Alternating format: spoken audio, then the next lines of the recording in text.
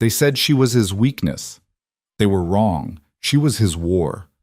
When a Brooklyn waitress who believed she had nothing left to offer caught the eye of a man who owned the night, her invisible life shattered in an alley behind a closing diner. What started as a single act of protection became an irreversible claim. Now strangers watch her, enemies want her, and the most dangerous man in the city has decided she belongs to him, whether she understands what that means or not. Stay with me until the end, hit that like button, and drop a comment with your city so I can see how far this story travels. The grease smell never left Ava's hair. 3 showers, 2 different shampoos, and it still clung to the ends like a stubborn ghost of burnt bacon and yesterday's French fries. She'd stopped caring about it 6 months ago, around the same time she'd stopped checking her reflection before leaving the apartment.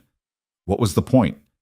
The fluorescent lights at Murphy's Diner made everyone look half dead anyway. Tuesday night, 11:47. Ava wiped down the last booth by the window, her lower back screaming from 8 hours on linoleum that had seen better decades. The vinyl seat had a cigarette burn shaped like Florida, and someone had carved Danny plus Jess forever into the table with what looked like a house key. She wondered if Danny and Jess made it. Probably not. Forever was a myth sold to people who still believed in things. "You good to lock up?" Tommy called from the kitchen. He was already untying his apron, grease-stained and ready to bolt. Tuesday was poker night. He'd been checking his phone every 10 minutes since 9. "Yeah, go." Ava didn't look up. The fewer words, the faster he'd leave. She heard him grab his jacket, keys jangling. "Tips are in the jar. Lock the back when you're done." The door chimed. Then silence dropped like a curtain. Ava stood in the empty diner, surrounded by the hum of the ancient refrigerator and the buzz of the neon sign outside that kept flickering the M in Murphy's. She collected the tip jar, $23 and some change. A good night by her standards, pathetic by anyone else's. She counted it twice anyway. Habit. The routine was muscle memory now. Chairs up on tables, mop the floor, check the bathrooms, turn off the coffee maker that Tommy always forgot. Lock the register, cut the lights. She moved through it like a ghost haunting her own life, which wasn't far from the truth. The back alley was where the dumpsters lived and where the lighting went to die. One bulb above the door, flickering like it had better places to be. Ava locked the door behind her, tested the handle twice, another habit, and pulled her jacket tighter. October in Brooklyn had teeth. She made it maybe 15 feet before she heard him. Hey, sweetheart." Ava's stomach dropped. She knew that voice. Booth 7. 2 beers and a burger he'd barely touched. He'd left a $5 tip and a comment about her smile that made her skin crawl. She'd thanked him anyway because that's what you did when you needed the money. She kept walking, pretended she didn't hear. "I'm talking to you." His hand caught her elbow. Not hard, but firm enough that she stopped. Firm enough that she knew stopping was a mistake. Ava turned, kept her face neutral. Diners closed. "Have a good night." He was maybe 40. Decent suit that didn't fit right. Wedding ring that caught the dim light. Cologne that couldn't quite cover the beer. His eyes were glassy, unfocused in that specific way that meant he was drunk enough to be bold and sober enough to know better. "Wasn't done talking to you earlier." He smiled. His teeth were too white. Veneers, probably. "You ran off before I could get your number." "I was working." "You're not working now." Her heart kicked against her ribs. The alley stretched behind her, empty and dark. The street was 2 buildings over. She calculated distances, chances, scream, and maybe someone hears, run, and maybe he's too drunk to follow. Stay calm, and maybe he just wants to talk. She went with calm. Calm had gotten her through worse. "Look, I'm really tired. I just want to go home." His grip tightened. 5 minutes. Just give me 5 minutes. "I can't." "Sure you can." He stepped closer. She smelled the beer now, sour and heavy. "Pretty girl like you, working in a place like this. You could do better. I could help you do better." There it was, the offer that wasn't an offer, the help that came with conditions. She'd heard versions of it before from men who thought desperation looked like opportunity. "I'm not interested." She tried to pull her arm back. He didn't let go. "Don't be like that." "Let go of me. I'm a nice guy. I'm being nice." Her pulse hammered. The alley felt smaller. She opened her mouth to scream, to curse, to do something, but before sound could form, a voice cut through the dark like a blade. She told you to let go. The man's head snapped toward the voice. Ava's did too. He came from the shadows near the dumpster, which should have been impossible because no one had been there 5 seconds ago. Tall. Dark coat that looked expensive even in bad lighting. Black hair, sharp jaw, and eyes that didn't reflect the streetlight the way normal eyes should. He didn't rush, didn't shout. He just walked forward with the kind of calm that made the air feel heavy. The drunk guy's hand loosened on her arm. This doesn't concern you, man. You're still touching her. We're just talking. No. The man stopped 3 feet away. His voice was quiet. That made it worse somehow. You were leaving. The drunk guy puffed up, the way men do when they're scared but can't admit it. Who the hell are you? Someone you don't want to meet twice. Something in his tone, flat, certain, like he was reading a weather report, made the drunk guy's face change. The bravado flickered. He looked at the stranger's face, really looked, and whatever he saw there made him take a step back. Whatever, man. She's not worth it anyway. He let go of Ava's arm and stumbled toward the street, muttering under his breath. The stranger watched him go. Didn't move until the drunk rounded the corner and disappeared. Then he turned to Ava. She should have run. Every instinct said run, but her legs had forgotten how. You all right? He asked. I'm fine. Her voice came out steadier than she felt. He studied her face, not leering, not judging, just looking, like he was reading something written in a language she didn't know. You work here? Yeah. Alone? Just closing. He nodded once, slid his hands into his coat pockets, didn't come closer. You shouldn't walk through alleys alone, not this time of night. Didn't exactly have a choice. You do now. Ava blinked. What? I'll walk you to your car. I don't have a car. Then I'll walk you home. I live 20 minutes away. Then I'll walk 20 minutes. She laughed. Couldn't help it. The absurdity of it, nearly assaulted in an alley, saved by a stranger who looked like he stepped out of a cologne ad, and now he wanted to escort her home like some kind of gothic romance novel. You don't even know me. Don't need to. That's weird. Probably. He didn't smile. But you're going to say yes anyway. She should have said no, should have told him to leave, that she could handle herself, that she didn't need saving. But the truth was sitting heavy in her chest. She did need saving tonight, and he'd already done it. Fine. She started walking. He fell into step beside her, quiet as a shadow. They walked in silence for a full block before she spoke again. Do you always lurk in alleys? Only on Tuesdays. She glanced at him. His face was unreadable. That was a joke. Was it? I think so. I'm not sure yet. Another block. Her heartbeat slowed to something almost normal. The adrenaline faded, leaving exhaustion in its wake. She became acutely aware that she smelled like grease and sweat, and he smelled like something expensive and woody. I'm Ava, she said finally. Adrian. No last name, she didn't ask. Thank you, for back there. You already thanked me by not screaming when I walked up. Was that a possibility? Most people do. She believed him. There was something about the way he moved, controlled, deliberate, like every step was calculated 3 moves ahead. It should have scared her. Maybe it did. But fear and safety weren't opposites tonight. Do you do this often? She asked. Walk women home? Rescue them from drunk assholes. Not often enough, apparently. They turned onto her street. The buildings here were older, brick-worn smooth by decades of weather. Laundry hung between fire escapes. A dog barked behind a window. Her building was the third one, with the cracked stoop and the door that stuck. She stopped at the steps. This is me. Adrian looked up at the building, looked at the door, looked at her. You live alone? Why? Just wondering if I need to check your apartment too. That's definitely weird. Probably, but she found herself nodding, found herself digging for her keys and climbing the stairs with him behind her, found herself unlocking the door to her shoebox studio, 400 square feet of someone else's life she was borrowing at $800 a month. He stepped inside, scanned the room in one sweep, checked the bathroom, the closet, the window locks, then nodded. You're good. That's it? What else would there be? I don't know. Advice? Lecture about safety?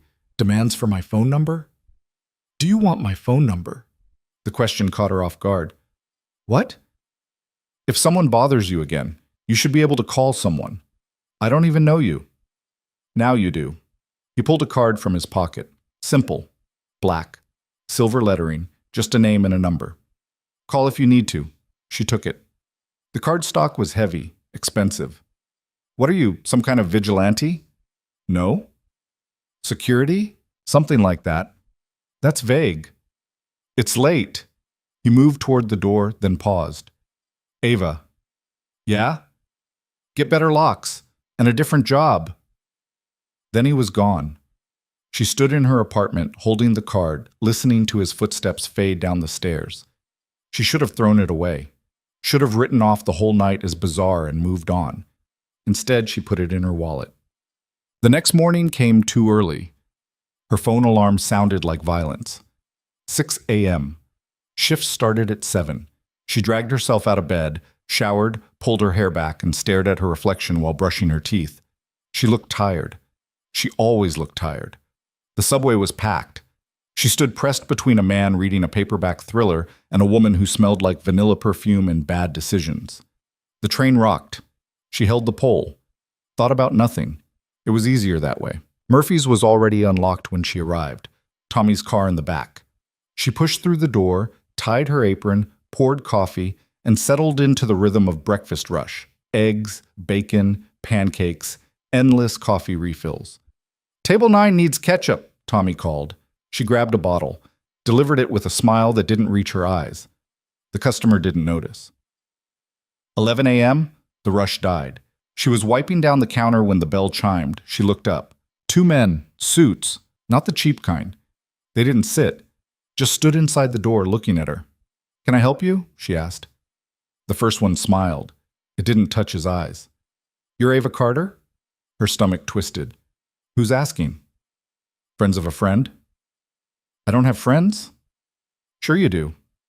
He pulled out his phone, showed her a picture. It was her, last night, in the alley, with Adrian. Her blood went cold. That's a nice coat he's wearing, the man continued. Expensive. You know expensive when you see it, right? She said nothing.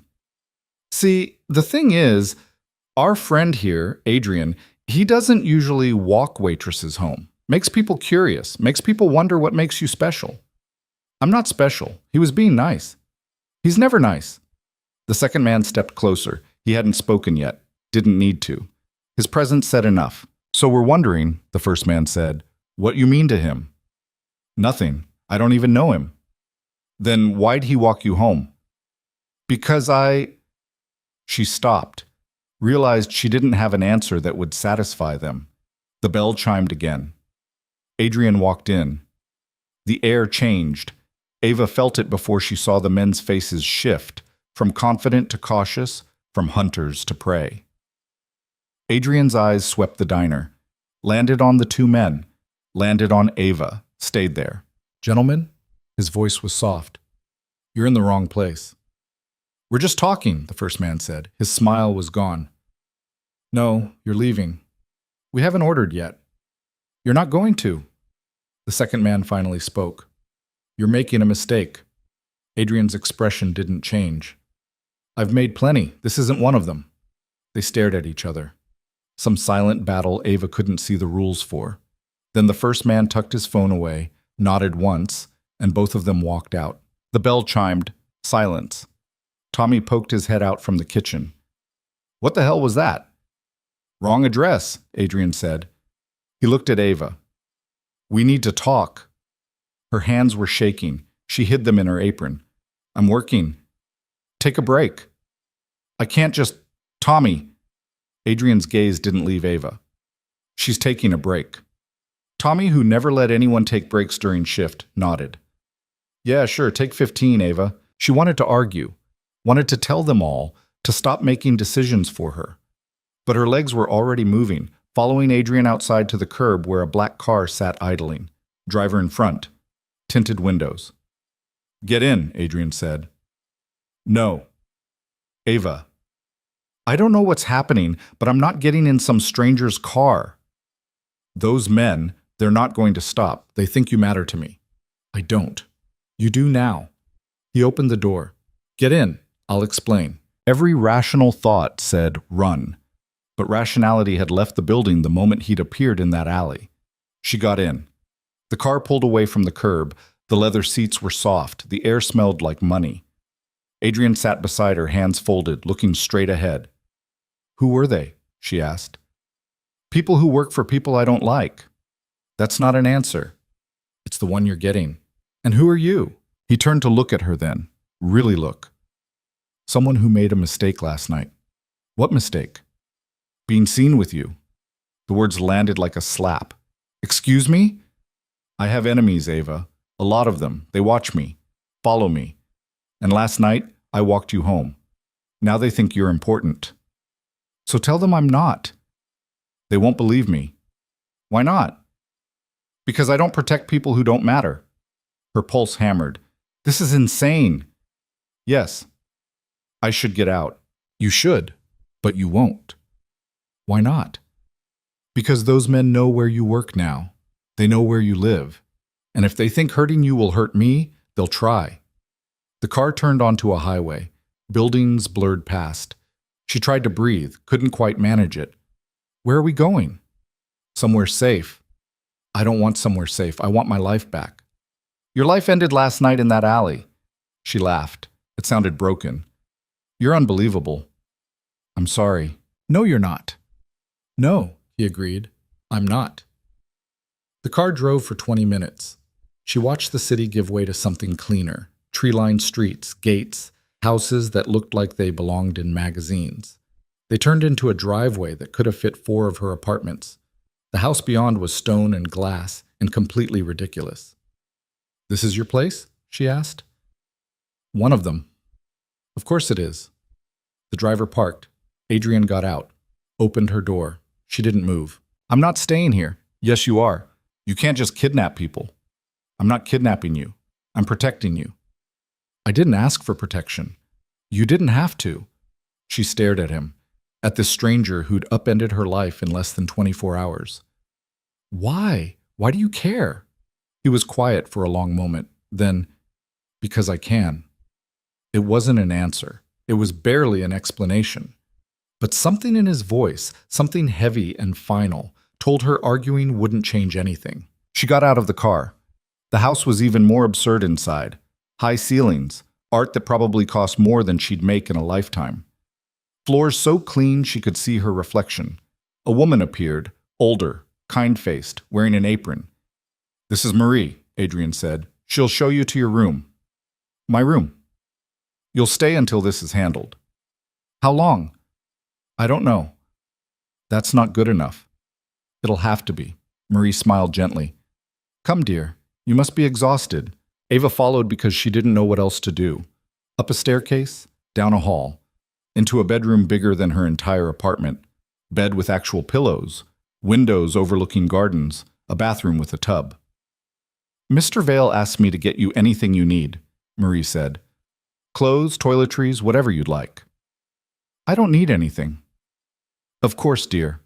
Marie's smile didn't waver. I'll bring up some tea. She left.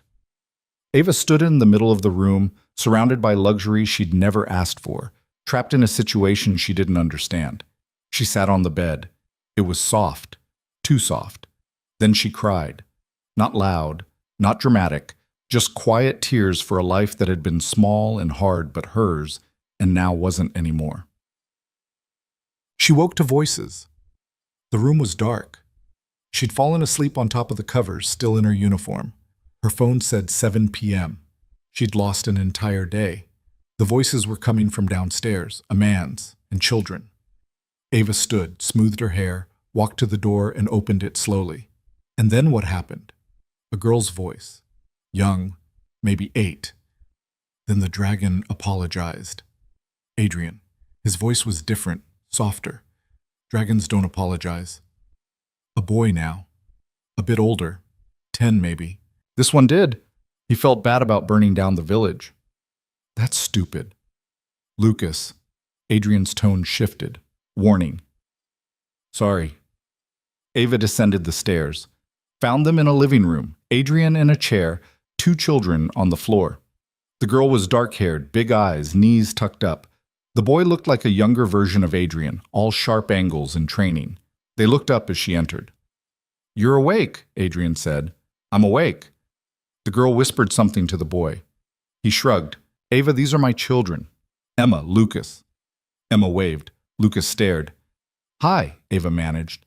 "Are you Dad's girlfriend?" Emma asked. "Emma." Adrian's voice was flat. "What? I'm just asking." "No," Ava said. "I'm not." "Then why are you here?" "Good question." Ava looked at Adrian. He looked back. Some silent conversation passed between them. "I'm staying for a little while," she said finally. "Why?" "Because your dad insisted." "He does that," Lucas said. First words, they were dry, sarcastic. She liked him immediately. Adrian stood.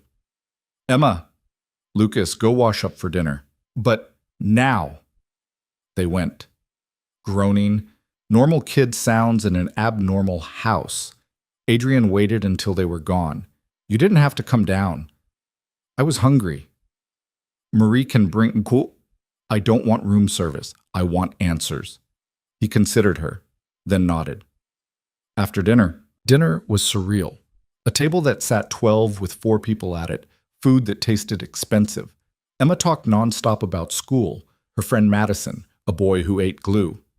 Lucas said almost nothing, but watched everything. Adrian corrected posture, reminded about elbows, asked about homework. Ava ate in silence, felt like an extra in someone else's life. "Do you like mac and cheese?" Emma asked her. "Sure." "What about pizza?" "Who doesn't like pizza?" "Dad doesn't." Ava looked at Adrian. "Really?" "Too greasy," he said. "That's the point." Lucas almost smiled. Almost. After dinner, Adrian walked them upstairs. Ava heard water running, teeth brushing, the sounds of nighttime routines. She stood in the hallway, unsure where to go, what to do. Adrian came back down. "Office." She followed. The office was all dark wood and leather. Books lined the walls. A desk sat in front of tall windows overlooking the grounds. He poured 2 glasses of something amber from a crystal decanter. "Drink." "I don't." "You're going to want to." She took the glass. Sipped. It burned in the best way. Adrian sat behind the desk. She sat across from him. The space felt formal, intentional. "What do you want to know?" he asked. "Everything." "Be more specific." "Who are you?" "I told you. My name is Adrian Vale." "What do you do?" "I solve problems." "What kind of problems?" "The kind people pay a lot of money to make disappear." She processed that. "You're a criminal." "I'm a businessman." "That's the same thing." "Sometimes." She drank more. Her head felt light. "And those men today?" "Work for competitors, people who'd like me gone." "So they'll use me to get to you?" "Yes." "And you can't just tell them I don't matter?" "No." "Why not?" He was quiet, swirled his drink, looked at her with those dark eyes that saw too much. "Because once I protect something," he said slowly, "I don't stop." "That's insane."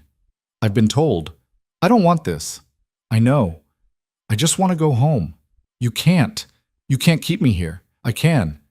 And I will." She stood, anger replacing fear. "You don't own me." "No." He stood too, came around the desk, stopped close enough that she had to look up to meet his eyes. "But I'm responsible for you now. And I don't fail my responsibilities." "This is crazy." "Yes. I should run." "You won't make it a block." "You don't know that." "Yes, I do." They stared at each other. The room felt smaller, warmer. "What happens now?" she asked quietly. "You stay. I handle the situation. When it's safe, you can decide." "Decide what?" "If you want to go back." "Of course I want to go back." "We'll see." Something in his tone made her chest tighten, like he knew something she didn't, like he'd already decided her future and was just waiting for her to catch up. She stepped back. "I need air." The garden's through the back. She left, found the door, stepped into cold October night, and breathed until her lungs hurt. Behind her, through the window, she saw Adrian watching. She turned away, but she didn't run. The garden was too perfect. That's what bothered her. Every hedge trimmed to geometric precision, every stone in the pathway placed with intention, flowers that probably cost more than her monthly rent, arranged in beds that looked like someone's thesis project. Even the bench she sat on was marble, cold enough to seep through her jeans. Ava pulled her phone from her pocket. 17 missed calls, 12 texts, all from Tommy. "Where are you? You're scheduled today." "Ava, answer your phone. If you don't show up, you're fired." She stared at the screen. Her finger hovered over the call button. One tap, and she could explain. Except she couldn't explain. What would she say? "Sorry, I'm being held in a mansion by a man who may or may not be a crime lord because I was in the wrong alley at the wrong time." She locked the phone, shoved it back in her pocket. "You should eat something." She jerked around. Marie stood on the pathway, holding a tray. How someone that old moved that quietly was beyond logic. "I ate dinner." You pushed food around a plate. Marie set the tray on the bench. Sandwich, fruit, tea that steamed in the cold air. "Mr. Vale said you didn't sleep well." "Mr. Vale says a lot of things." Marie smiled, the kind of smile that said she'd heard that exact complaint before. "He means well." "Does he?" "In his way." "What way is that?" "The only way he knows." Marie adjusted the napkin on the tray. "He's been alone a long time, raising those children by himself. It makes a man hard." "What happened to their mother?" "That's not my story to tell." Marie's voice was gentle but firm. The subject was closed. "Eat. You'll need your strength." "For what?" "For whatever comes next." She left before Ava could ask what that meant. Ava stared at the sandwich. Her stomach growled. She picked it up. Turkey cheese, some kind of fancy bread that probably had a French name. It tasted better than it had any right to. She was finishing the tea when the back door opened again. Emma appeared. Pink pajamas with unicorns. Bare feet despite the cold. She patted across the stone like it didn't bother her at all. "Hi." Ava set down the cup. "Hey. Can I sit?" "It's your house." Emma climbed onto this bench. Swung her legs. They didn't reach the ground. "Dad said I shouldn't bother you." "You're not bothering me." "Lucas said you're hiding." "Lucas talks a lot for someone who barely said 3 words at dinner." Emma giggled. "He's shy, but he's not mean shy. Just regular shy." "And you?" "I'm not shy at all," said with the confidence only an 8-year-old could muster. "Miss Brennan says I talk too much in class, but I think she just doesn't like interesting conversations." "What kind of interesting conversations? Like, why do we have to learn cursive when nobody uses it anymore? And why can't we have longer recess? And how come Madison's mom lets her have TikTok, but Dad says I can't have it until I'm 13, which is basically forever?" Ava found herself smiling. "Those are interesting conversations." "Right?" Emma leaned back, pleased. "So are you Dad's girlfriend?" "I told you no." "I know, but Lucas says sometimes adults lie to kids." "I'm not lying." "Then why are you here?"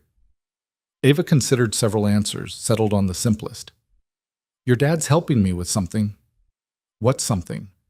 "Adult something." Emma wrinkled her nose. "That's not an answer."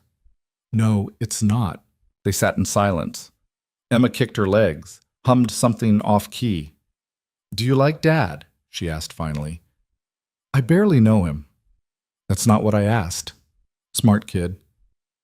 "I don't know yet." "He likes you." "How do you know?" "He let you sit at dinner." "He never lets anyone sit at dinner, just family." Ava's chest tightened. "I'm not family." "Not yet." Emma hopped down from the bench. "But Dad doesn't bring people here, so you must be important." She started back toward the house, then paused. "My room's the 3rd door on the left. If you get scared at night..."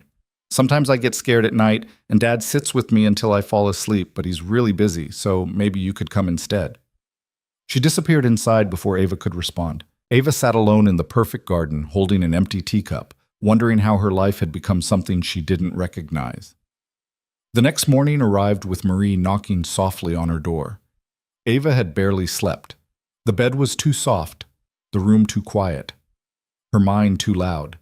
She opened the door to find Marie holding clothes. Mr. Vale thought you might want something fresh. Jeans that looked expensive, a sweater that felt like a cloud, underwear still in packaging, all exactly her size. How did he? He's very thorough. Ava took the clothes, showered in the bathroom that had heated floors and a rainfall shower head, changed into clothes that fit better than anything she'd bought herself, looked in the mirror and barely recognized the person staring back. Downstairs, the kitchen was chaos. Emma was arguing with Lucas about something involving Pokemon cards. Marie was making pancakes. Adrian sat at the island reading something on his phone, coffee in hand. He looked up when she entered. You slept? Not really. Better than nothing. Emma waved. We're having pancakes. Do you want chocolate chips in yours? Sure. Lucas says chocolate chips for breakfast is unhealthy, but Lucas eats Lucky Charms, which is basically just sugar. Lucky Charms have vitamins, Lucas said without looking up from his cards. So does chocolate. That's not how vitamins work, Adrian's voice cut through. Emma, Lucas, enough. They stopped. Ava noticed how quickly they obeyed. Not out of fear, out of respect. The kind of respect that came from knowing when a line was drawn. Marie slid a plate in front of her, pancakes with chocolate chips arranged in a smiley face. Ava stared at it. Eat, Marie said. You're too thin. I'm fine. You're not. Eat. So she ate. And they were good. Better than good. She tried not to think about how long it had been since someone made her breakfast. Adrian stood at, Lucas, Emma, bus in 20 minutes. I hate the bus, Emma said. The bus builds character. I have enough character. Apparently not. Lucas gathered his cards. Emma shoved pancakes in her mouth. They thundered upstairs. Marie followed, muttering something about shoes. Adrian stayed, refilled his coffee, looked at Ava. You didn't call your work. How do you know? Because they called me. Her fork stopped halfway to her mouth. What? Tommy. Very angry. Wanted to know where you were. I told him you wouldn't be coming back. Anger flashed hot. You had no right. You weren't going back anyway. That's not your decision. It became my decision when I put you in this house. She stood. The chair scraped loud against the floor. I want to leave. No. You can't keep me here. We've had this conversation. Then we'll have it again until you listen. He set down his cup, walked around the island, stopped close enough that she felt the heat coming off him. Those men yesterday? They weren't alone. There are more. They're looking for you. They've already been to your apartment. Her stomach dropped. What? They broke in last night, tore the place apart looking for information. My things are gone. I had someone collect what was salvageable. It's in the room upstairs, blue boxes. She couldn't breathe. Her apartment, her space, the one thing that was hers. You're lying. I don't lie about things like this. Why should I believe you? He pulled out his phone, showed her pictures. Her door hanging off hinges. Her mattress slashed. Her clothes scattered like trash. The photo of her mother, the only one she had, shattered on the floor. Ava grabbed the counter. The room tilted. I'm sorry, Adrian said. Quiet. Almost gentle. You did this? Her voice shook. You brought them to my door. Yes. And now everything's gone. Yes. Because of you. Yes. He didn't flinch, didn't make excuses, just stood there taking it. She wanted to hit him, wanted to scream, wanted to cry. Did none of those things because falling apart felt like losing. What am I supposed to do now? Stay. Let me fix this. You can't fix this. I can try. And what do I do while you're trying? Just sit here like some princess in a tower? If that's what it takes. She laughed, bitter, broken. This is insane. I know. I hate you. That's fair. Emma's voice called from upstairs. Dad, Lucas took my backpack. I didn't take it. You left it in my room. Adrian's jaw tightened. I have to. Go. Deal with your kids. He hesitated, then nodded and left. Ava stood alone in the kitchen, surrounded by marble and stainless steel and the ruins of a life she'd never get back. Marie appeared from somewhere, always appearing, like a ghost with excellent timing. Come, dear, let's get you settled properly. I don't want to settle. I know, come anyway. They went upstairs, to the room that wasn't hers but apparently was now. Marie showed her the boxes, 3 of them, blue like Adrian said. Ava opened the first one. Clothes. The ones that hadn't been destroyed. Her work uniform. The jacket with the broken zipper. Shirts she'd owned since high school. Second box. Books. The cheap paperbacks she bought at thrift stores. A notebook full of half-written thoughts. Her laptop. Old, slow, but hers. Third box. The photo of her mother. Frame broken, but glass intact. Ava lifted it carefully. Her mother smiled back. 23 years old. Pregnant. Happy. 6 months before everything went wrong. I'm sorry, Marie said softly. Ava set the photo down. Did he tell you why I'm here? He said you needed help. That's one way to put it. Mr. Vale is complicated, but he doesn't protect people lightly. Lucky me. Marie's hand touched her shoulder. Brief, warm. Give it time, dear. You might be surprised. She left. Ava unpacked slowly, put clothes in the dresser that was bigger than her old closet, set books on the shelf, plugged in her laptop, set her mother's photo on the nightstand. The room still didn't feel like hers, but it felt less empty. Her phone rang. Unknown number. She almost didn't answer, did anyway. Ava Carter? Male voice, professional, cold. Who is this? A friend. I hear you've been spending time with Adrian Vale. Her blood went ice. Wrong number. Don't hang up. I just want to talk. I have nothing to say. That's fine. I'll do the talking. You're in his house right now. Nice place. Big. Expensive. Must feel like a dream after that shoebox you were living in. She walked to the window. Looked out. Saw nothing but grounds and trees and walls. What do you want? Just checking in. Making sure you're comfortable. Making sure you know what you're involved in. I'm not involved in anything. Sure you are. The moment he brought you home, you became involved. So here's the thing, Ava. You seem like a nice girl, smart. You don't deserve to get caught in the middle of something ugly. Then leave me alone. I would, but Adrian Vale doesn't leave things alone. He takes, he keeps, he destroys, and you're just the latest thing he decided to own. I'm not. You are. And when this is over, when he's done with you, you'll understand. But by then, it'll be too late. Who are you? Someone trying to help. Think about it, Ava.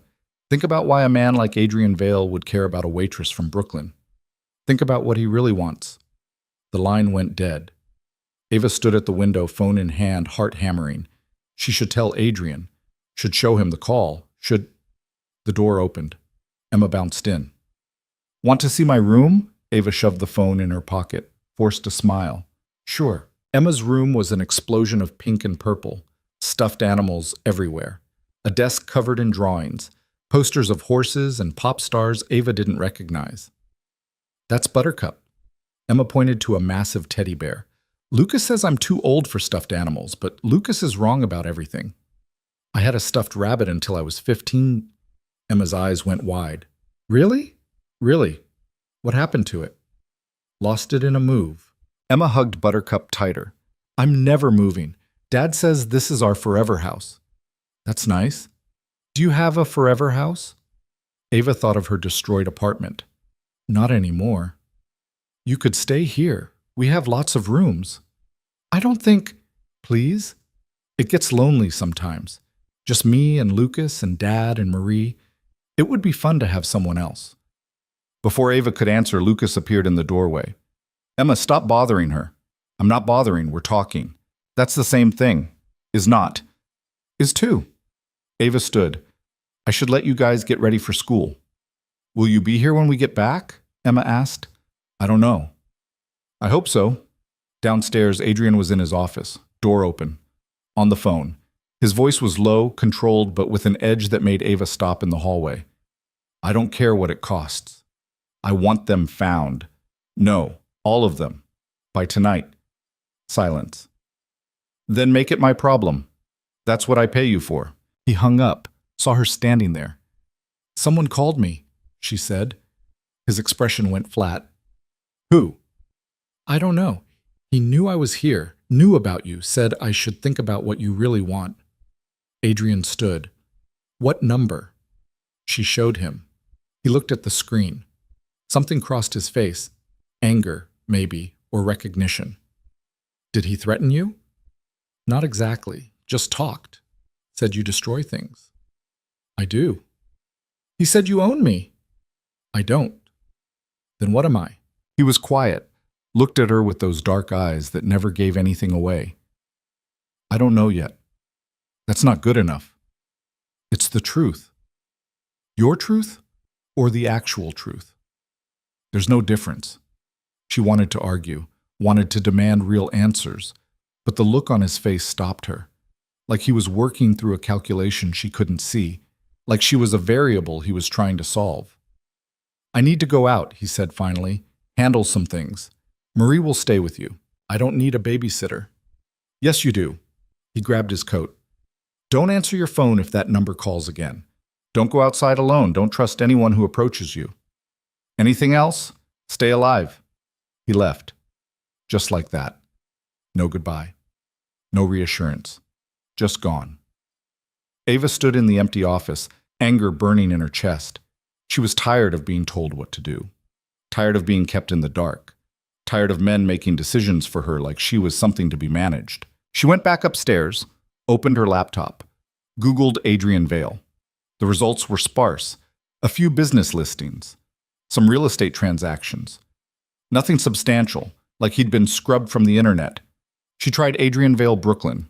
More nothing. Adrian Vale criminal. A news article from 3 years ago. Brief. A mention in connection with a warehouse fire in Red Hook. No charges filed. No follow-up. She kept digging. Found references in business journals. Always vague, always peripheral. Like he existed in the spaces between official records. Her phone buzzed. Text from an unknown number. Still looking? She froze. Another text. You won't find much. He's careful. Who is this someone who knows what you're looking for, which is what the truth about Adrian Vale? Her fingers hovered over the keyboard. And what's the truth that he's a monster who pretends to be a man? If you're trying to scare me, it's not working. I'm not trying to scare you. I'm trying to save you. From what? From him. She stared at the screen. Her heart pounded. Why do you care? Because I've seen what he does to people who get close. And you seem like you don't deserve that. You don't know me. I know enough. The typing bubble appeared, disappeared, appeared again.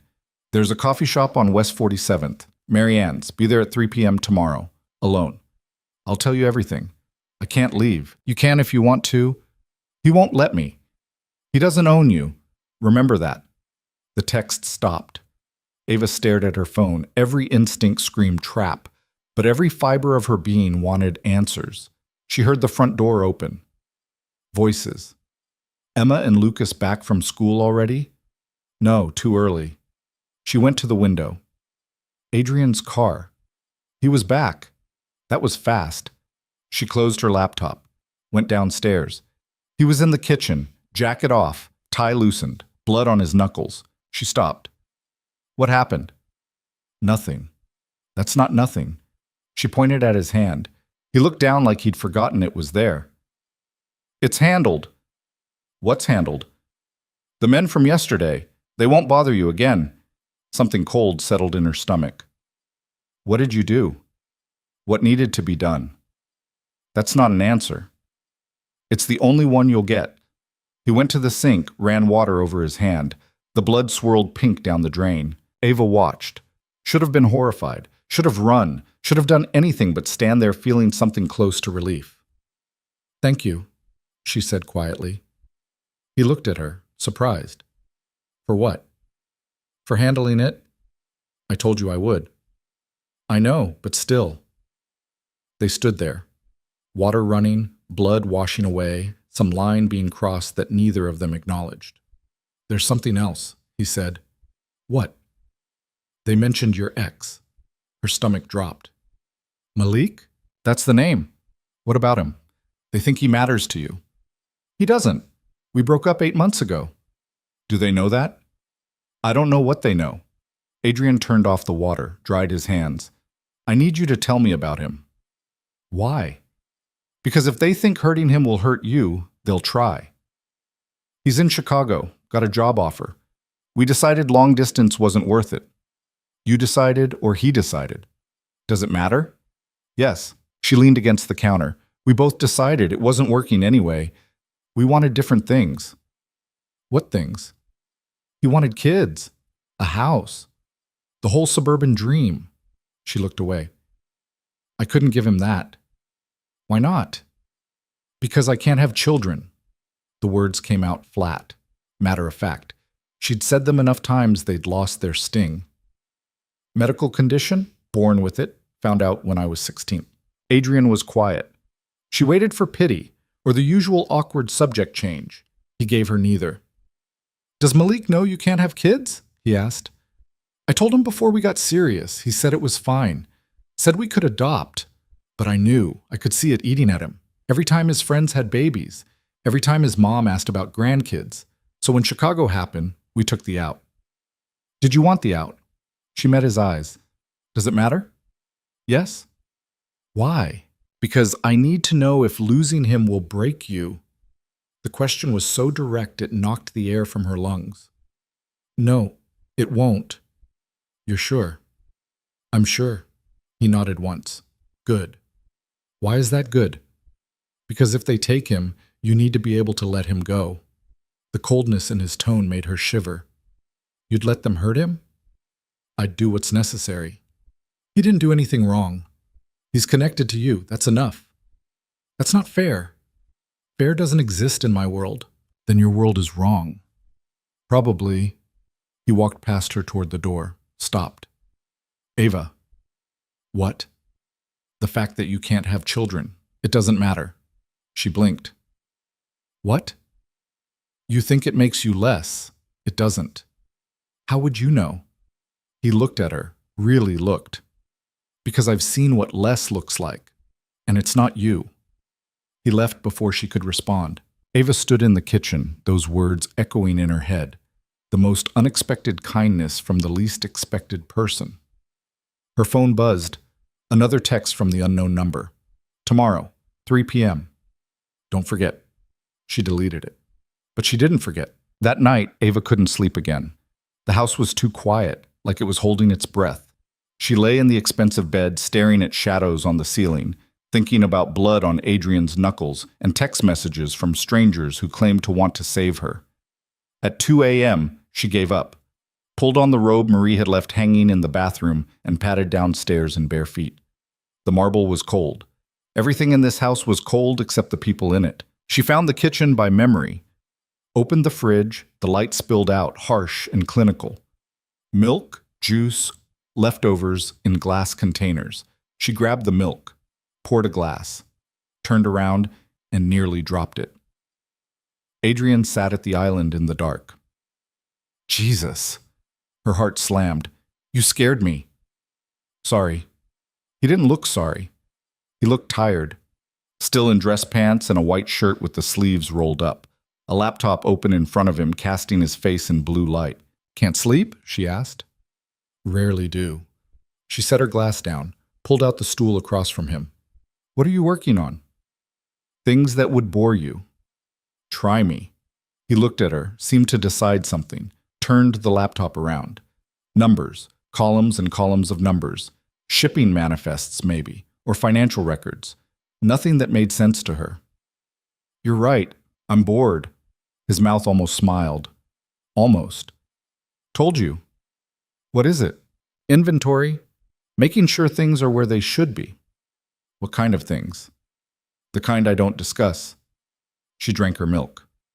He went back to his laptop. They sat in comfortable silence. It felt strange. She barely knew him, feared him half the time, but sitting here in the dark kitchen at 2 a.m. felt normal, safe even. Can I ask you something? She said. You'll ask anyway. What happened to their mother? His fingers stopped on the keyboard. I told you that's not... I know, not your story. But they're good kids. Someone raised them right. Was it you or was it her? He was quiet for a long time, then both, until it was just me. What happened? Cancer. 4 years ago. Started in her lungs, spread everywhere. She fought, lasted longer than the doctors said, but not long enough. Ava's chest tightened. I'm sorry. Everyone's sorry. Doesn't change anything. No, but it still matters. He looked at her. Something shifted in his expression. Not softness exactly, more like a crack in armor. She made me promise, before she died, that I'd keep them safe, that I'd give them a normal life. You're doing that? I'm trying, but normal isn't what I do best. They seem happy. That's different than our. Kids are resilient. Kids shouldn't have to be. She understood then. The control. The protection. The way he watched them like he was waiting for something to go wrong. He'd already lost their mother. He couldn't lose them too. Emma asked me to check on her, Ava said. If she gets scared at night. She told me. Is that okay? If you want to. I don't mind. He nodded once, went back to his laptop. But something had shifted.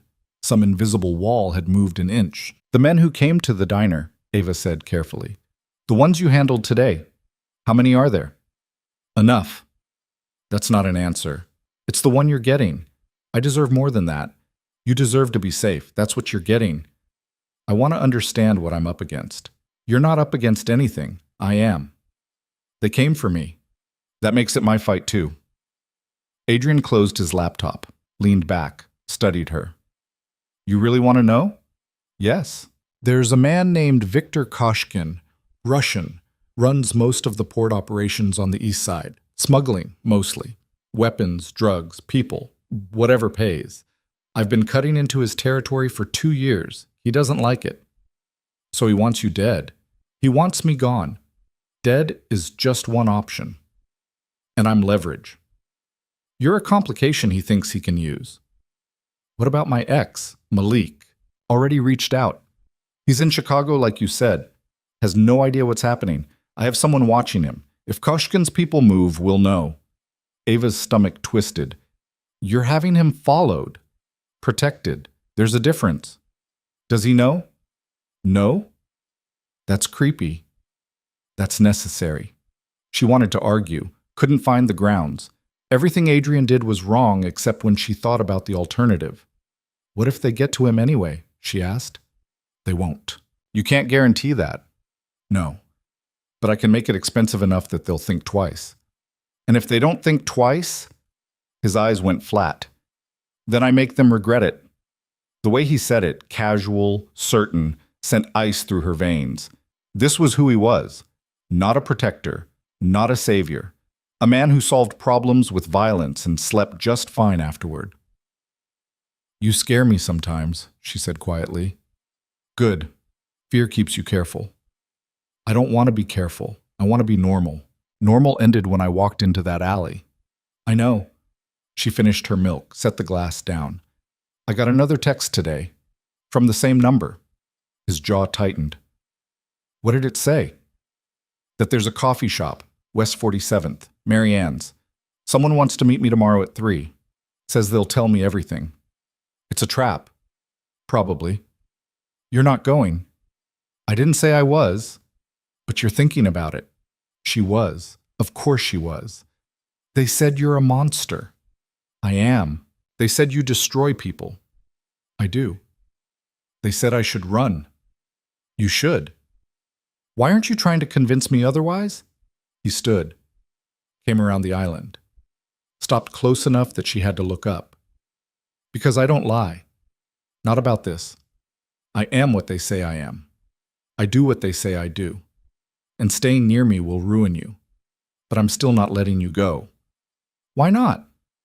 Because the moment I stepped into that alley, you became mine to protect. And I don't give up what's mine. That's insane. I know. I should hate you. You probably do. I don't. The words came out before she could stop them. I should. But I don't. Something flickered in his eyes. Something dangerous and warm at the same time. Go to bed, Ava. Are you ordering me? I'm suggesting. There's a difference. She stood. They were too close. She could feel the heat from him, smell whatever expensive soap he used. Her heart kicked harder than it should. Good night, Adrian. Good night. She left. Made it halfway up the stairs before she heard him call her name. Ava. She turned. He stood at the bottom of the stairs, hands in his pockets, looking up at her. Don't go to that coffee shop, please. The please surprised her. He didn't seem like a man who said please often. Okay, she said. She meant it when she said it, but by morning she'd changed her mind. The decision formed slowly, like ice crystals on glass. Emma and Lucas left for school. Adrian disappeared into his office for a conference call. Marie was in the kitchen kneading dough for something. Ava slipped upstairs, changed into jeans and the sweater Adrian had gotten her, grabbed her phone and wallet. The house was big enough that leaving unnoticed was easy. She found a side door near the laundry room. It opened onto the driveway. The gate at the end was closed but not locked. She walked through it like she belonged there. The street beyond was quiet. Big houses set back from the road. Trees everywhere. She pulled out her phone, called a rideshare. The driver asked if she was sure about the pickup location. She said yes. 20 minutes later, she was in the city. West 47th was commercial. Coffee shops, delis, dry cleaners. Mary Ann's was a tiny place wedged between a nail salon and a bodega. The sign was hand-painted. The windows needed cleaning. Inside smelled like burnt coffee and old pastries. 4 tables. Counter with a register that looked older than Ava. A woman behind the counter, 50, tired, suspicious. Help you? Just coffee. Black? $3.50. Ava paid. Took the chipped mug to a table by the window. Checked her phone. 2:47 p.m. She waited. At 2:55, a man walked in. 30s, maybe. Clean cut, nice coat. He looked around, spotted her, smiled. Ava? Who's asking? Can I sit? Free country. He sat, ordered nothing, folded his hands on the table like they were at a business meeting. Thanks for coming. I didn't come for you. I came for answers. Fair enough. He pulled out his phone, showed her a photo. Adrian, younger, maybe 10 years ago, standing with a man she didn't recognize. You know who that is? Adrian? And the other man? No idea. That's my brother, was my brother. David Chen, worked for Adrian, handled logistics, shipments, that kind of thing. Good at his job, loyal, did everything Adrian asked. Past tense. Ava's stomach sank. What happened? David found something he wasn't supposed to find. Accounting discrepancies. Money moving places it shouldn't. He brought it to Adrian, thought he was helping. And Adrian decided David knew too much. So he killed him. The words hit like cold water. You're lying. I'm not. They found David in the river 2 weeks later. Official report said suicide. But David wasn't suicidal. He had a wife, 2 kids, a life. That doesn't mean Adrian. I was there, Ava. Not when it happened, but after. I saw the evidence. Saw what they did to make it look like suicide. Adrian gave the order. His men carried it out. Ava's hands were shaking. She set down her mug. Why are you telling me this? Because you're in his house, eating his food, trusting him, and I don't want to find you in a river too. He's protecting me. He's controlling you. There's a difference. You don't know what you're talking about. Don't I? He leaned forward. Let me guess. He showed up out of nowhere, saved you from something, made you feel safe, brought you to his house, told you it was temporary, but now you can't leave. Now he's got men watching your ex, tracking your phone, making decisions for you. Am I close? She said nothing. That's what he does, Ava. He finds people who are vulnerable, alone. He offers them protection, safety. But it's not protection, it's ownership. And once he owns you, he doesn't let go. I can leave anytime I want. Can you? Try it. Walk out that door right now and see how far you get. She stood. This was a mistake. Wait. He grabbed her wrist. Not hard, just enough to stop her. I'm not your enemy. I'm trying to help. Let go of me. Just listen. The door chimed. Ava looked up. Adrian stood in the doorway. The man's grip loosened. His face went pale. Oh no. Adrian walked towards them, slow, deliberate. His expression was completely blank, which somehow made it worse. David's brother, Adrian said. James, right? James let go of Ava's wrist, started to stand. Look, I was just lying to her, I know. Adrian stopped at their table, looked at Ava. Outside, now. I want to hear what he has to say. No, you don't. You don't get to decide that. Ava. His voice dropped. Quiet. Dangerous. Outside. She wanted to argue, wanted to stand her ground, but something in his eyes stopped her. She grabbed her bag and walked out. The sidewalk was crowded. People everywhere. She walked fast, not sure where she was going, just away. Adrian caught up in seconds, grabbed her arm, pulled her into an alley, not aggressive, but firm enough that she couldn't break free. What the hell were you thinking? He said. I wanted answers. From him? From someone who isn't you. So you snuck out of my house, disabled my security, came to meet a man you don't know in a location I specifically told you not to go. I'm not your prisoner. You are if it keeps you alive. He said you killed his brother. Adrian went still. He told you about David. Is it true? Yes. The answer was so direct it stunned her. What? David Chen worked for me. He found something he shouldn't have. Became a liability. I handled it. Handled it. Yes. You killed him. I gave the order. Same thing. She took a step back, hit the brick wall. You're a murderer. I'm a businessman who makes difficult decisions. That's not the same thing. It is in my world. Then your world is sick. Probably. He stepped closer, caged her against the wall with his arms. Not touching, just close. But it's the world you're living in now. And that man in there, he's not trying to save you. He's trying to use you to get to me. How do you know? Because I've known James Chen for 5 years. He didn't give a damn about his brother when he was alive. Barely spoke to him. But now he wants revenge. Wants me dead. And he'll use whoever he can to make that happen. He showed me a photo. I'm sure he did. Probably told you I'm a monster, that I destroy everything I touch. Are you? Yes. Then why should I believe you over him? Because I've never lied to you. Not once. Everything I've told you has been the truth. I kill people. I hurt people. I do terrible things, but I don't lie. Especially not to you. She wanted to run, wanted to scream, wanted to hit him. Let me go. No. Adrian, you want answers? Fine, I'll give you answers, but not here. Not with James Chen waiting to follow us.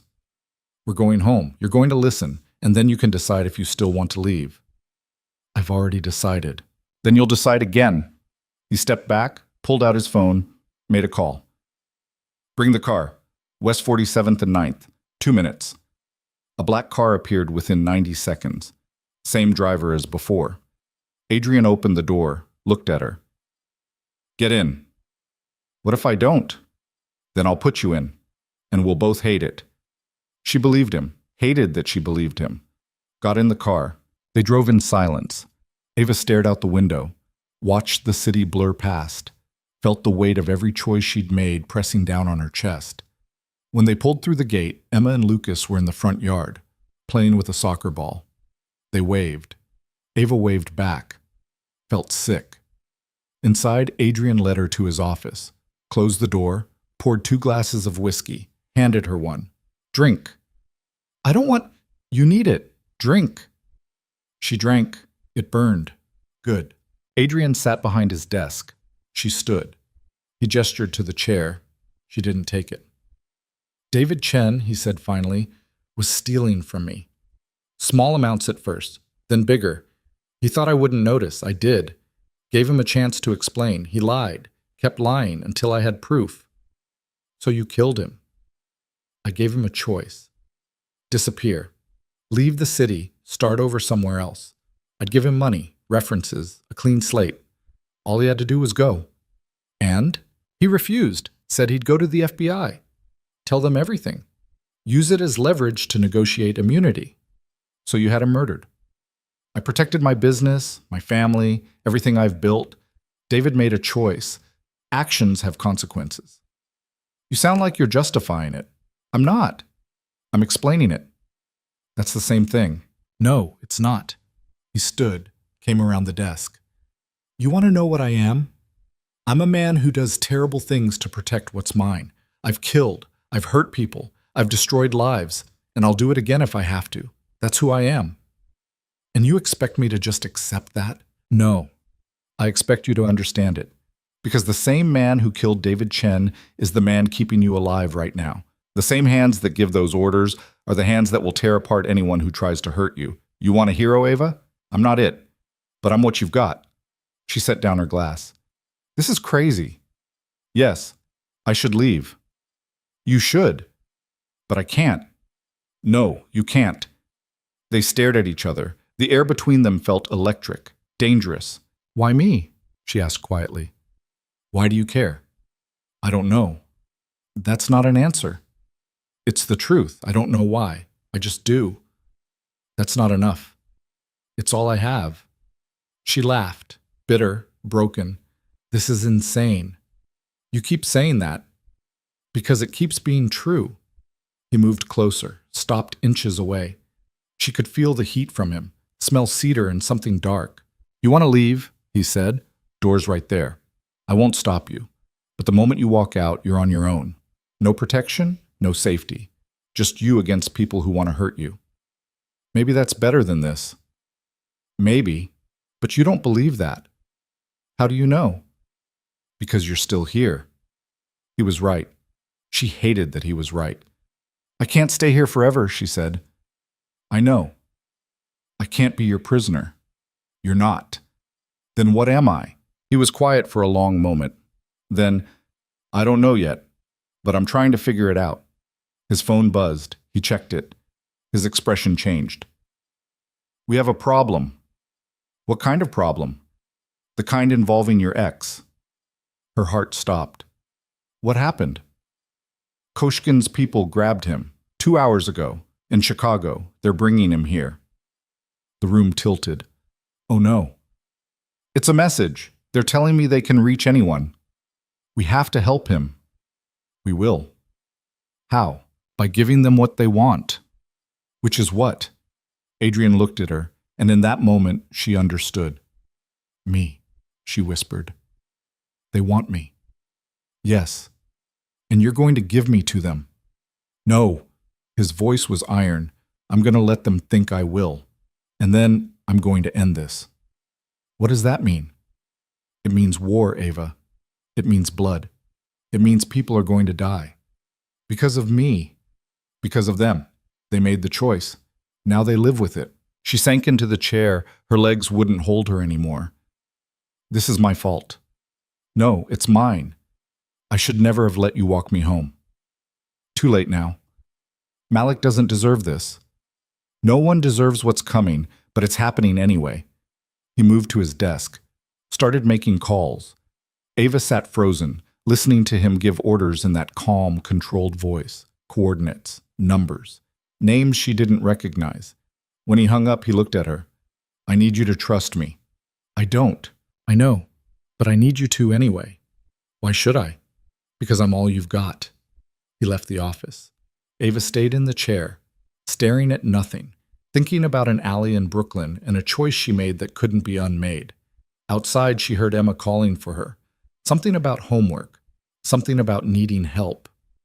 Ava stood, wiped her eyes, walked toward the sound of a child's voice in a house that wasn't hers, but somehow felt like the only place left to go. Emma's homework was about fractions. She sat at the kitchen table, pencil in hand, looking at the worksheet like it had personally offended her. I don't get it, she said when Ava appeared. Why do we need to add these? When am I ever going to use this? Ava pulled out a chair, sat down, tried to focus on the numbers in front of her instead of the conversation she'd just had with Adrian. You use fractions all the time, cooking, measuring, telling time. That's what calculators are for. Not everything has a calculator solution? Emma frowned, tapped her pencil against the table. Are you okay? You look sad. I'm fine. Dad says that when he's not fine. Smart kid. Too smart. Just tired. Because of the bad men? Ava's chest tightened. What do you know about bad men? Lucas told me. He heard Dad on the phone. Said something about people trying to hurt you. Emma's eyes were wide, worried. Are they going to hurt you? No, sweetheart. Your dad's making sure that doesn't happen. Dad's good at keeping people safe. I'm learning that. They worked through the fractions together. Emma got 3 wrong before she got 1 right. Celebrated like she'd won a medal. Lucas appeared halfway through, backpack slung over one shoulder, looking like he'd rather be anywhere else. "Need help?" Ava asked. "With what?" "Homework." "I'm good." He grabbed an apple from the counter, started to leave. "Lucas," he stopped, turned. "Your sister's worried about me," Ava said. "Are you?" He studied her, old eyes in a young face. "Should I be?" "I don't know." That's not reassuring. "No, it's not." He took a bite of his apple, chewed. "Dad doesn't bring people here, not since Mom. So either you're really important or really in trouble. Maybe both." "Definitely both." "Are you going to leave?" The question caught her off guard. "I don't know." "Emma likes you. She'll be sad if you go." "Just Emma?" He shrugged, non-committal. "I don't care either way." He cared. She could see it in the way he held himself. Guarded, protective. Like he'd learned young that people leave, and it's better not to get attached. "I don't want to leave," she said quietly. "But I might not have a choice." Everyone has choices. Not always. That's what people say when they don't want to take responsibility. "You sound like your dad." "Good." He's smart. Lucas left. Emma finished her homework. Marie called them for dinner. The table felt emptier without Adrian. He'd texted Marie that he wouldn't be home. Business to handle. Ava knew what that meant, knew where he was, what he was planning. She picked at her food. Emma talked about her day. Lucas said nothing. Marie watched Ava with concerned eyes but asked no questions. After dinner, Ava helped clean up, put dishes in the dishwasher that probably cost more than her car used to, wiped down counters that were already spotless. Marie worked beside her in comfortable silence. "He'll be all right," Marie said finally. "Who?" "Mr. Vale. Whatever he's doing, he always comes back." "Does he?" "Every time." "What if this time is different?" Marie's hand stilled on the dish she was drying. "Is it?" "I don't know. It feels different. Because it involves you." "Yes. That's why he'll come back. Because you're here." Ava looked at her. "You don't know that." "I know him. Better than most. He lost his wife. Nearly lost himself. Those children are the only thing that kept him going. Until you." "I'm not—" "You are. Whether you want to be or not. I see how he looks at you, how he moves around you, like you're something breakable he's trying not to drop. That's not—" Emma ran into the kitchen. "Can we watch a movie, please?" Marie smiled. "What movie?" "The one with the singing. They all have singing. The one with the princess who doesn't need a prince." "Brave?" "Yes." They set up in the living room. Big TV, bigger couch. Emma curled up next to Ava like it was the most natural thing in the world. Lucas sat on the other end, pretending not to watch, but definitely watching. Halfway through, Emma fell asleep, head on Ava's shoulder, breathing deep and even. Ava didn't move, didn't want to wake her. Lucas glanced over. "She does that, falls asleep everywhere. She's comfortable. She trusts you." "Is that bad?" "I don't know yet." The movie ended. Lucas carried Emma upstairs, came back down, stood in the doorway looking at Ava. "What?" she asked. "Nothing." "That's not nothing." He was quiet. Then, "My mom used to sit like that, with Emma, when she was little, before she got sick." Ava's throat tightened. "I'm sorry. It's not your fault." "I know, but I'm still sorry.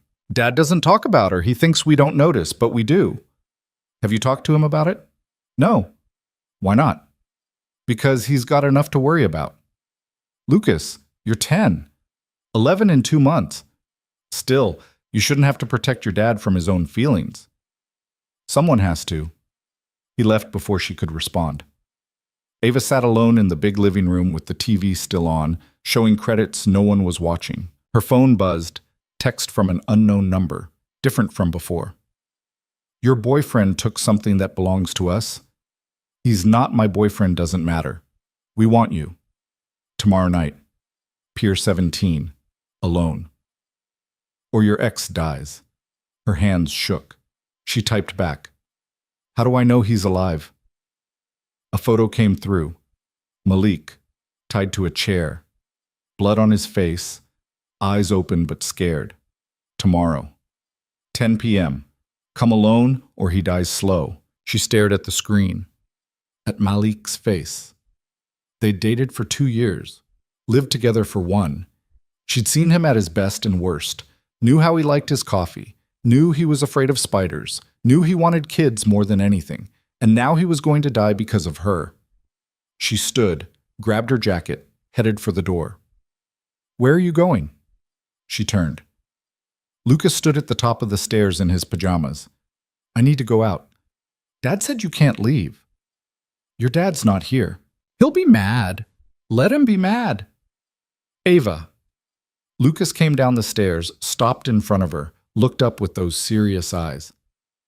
Whatever you're thinking of doing, don't. You don't know what I'm thinking. You're going to do something stupid to save someone. That's what people do in movies. It never works. This isn't a movie. Then stop acting like it is. I can't just sit here while someone dies because of me. That's exactly what you should do. Dad will handle it. Your dad can't fix everything. He's done pretty good so far. She wanted to argue, wanted to tell him he was wrong. But the kid was standing there in dinosaur pajamas, looking at her like she was the adult who was supposed to know better. Go to bed, Lucas. Are you leaving? I don't know. That means yes. It means I don't know. He studied her, then nodded once and went back upstairs. Ava stood in the foyer, hand on the door, every muscle screaming at her to run. Her phone rang. Adrian. She answered. Where are you? Handling things. Are you at the house? Yes. Don't lie to me. I'm at the house. Silence.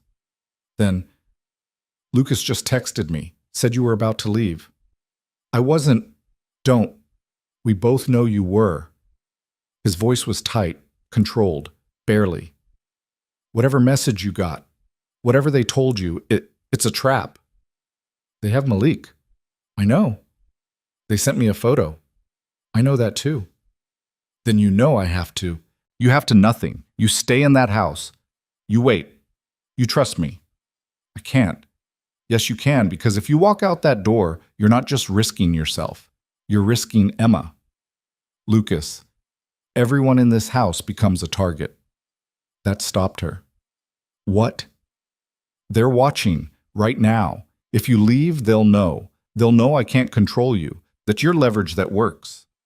And they'll keep using it, again and again until someone breaks. So what am I supposed to do? Wait, I'm coming home. 20 minutes. We'll figure this out. Malik doesn't have 20 minutes. He has until tomorrow night. That gives us time. Time for what? To end this. He hung up. Ava lowered the phone, stared at the door. Every part of her wanted to run, to do something, anything. Instead, she went back to the living room, sat on the couch, waited. Adrian walked through the door exactly 19 minutes later, coat gone, shirt untucked, blood on his sleeve. He saw her on the couch and stopped. You stayed. I stayed. He crossed to her, sat down, close but not touching. Show me the messages. She handed him her phone. He read through them. His expression never changed. Pier 17, he said. That's Koshkin's territory. He's expecting you to come alone. Probably has 20 men waiting. You'd be dead before you got off the dock. Then what do I do? Nothing. I handle it. How? By giving him what he wants. Me. No. The illusion of you. She blinked. What does that mean? It means we make him think you're coming. We set up the meeting. We plan every detail. And then we take everything from him. That sounds like a terrible plan. It's the only plan. Malik could die. Malik's already dead if we do nothing. This way, he has a chance. What kind of chance? Better than zero. She wanted to argue, wanted a guarantee, wanted anything other than this sick feeling in her stomach. What do you need me to do? She asked finally. Trust me. I don't. Then pretend. He stood, pulled out his phone, started making calls. Ava listened to him orchestrate something she didn't fully understand. Names, locations, timings. It sounded like he was planning a military operation. Maybe he was. When he finished, he looked at her. Get some sleep. Tomorrow's going to be long. I can't sleep. Try anyway. Adrian. Yeah? If this goes wrong, if Malik dies, that's on me. No, it's on them. They made this choice, not you. Remember that. He left. Ava sat in the quiet house listening to it settle around her. Upstairs, she could hear water running, someone brushing teeth. Normal sounds in an abnormal situation.